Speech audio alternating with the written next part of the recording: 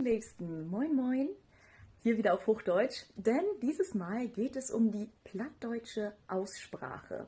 Und ich habe euch hier erstmal zwei einfache Regeln mitgebracht, die es euch leichter machen, Plattdeutsch wirklich vernünftig, richtig auszusprechen.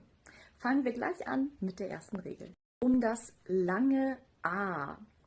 Und im Plattdeutschen wird ein A, ein AA oder AH eher wie ein O gesprochen.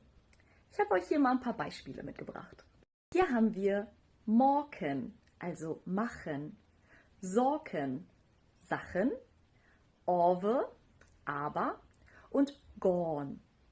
Es ist von Region zu Region unterschiedlich. Manche sagen auch Marken, aber so sagen wir, Rule of Thumb, also die Daumenregel, könnt ihr euch daran halten, dass ein A wie ein O ausgesprochen wird. Damit seid ihr schon meistens auf der richtigen Seite.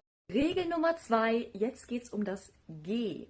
Denn ein G in einem plattdeutschen Wort am Ende einer Silbe oder am Ende eines Wortes wird wie ein CH ausgesprochen.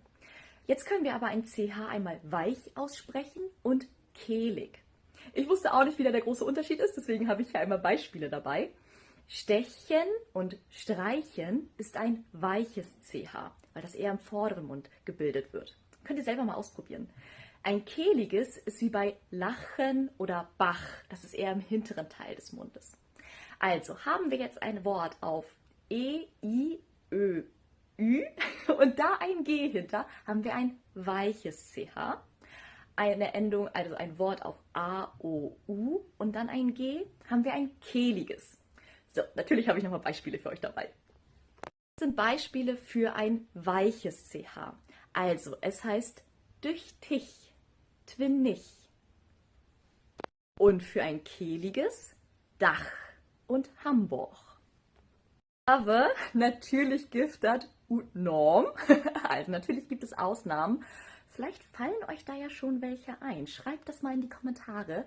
Kennt ihr da die ein oder zwei Ausnahmen oder ist es bei euch in eurer Heimat vielleicht doch ganz anders? Würde mich interessieren.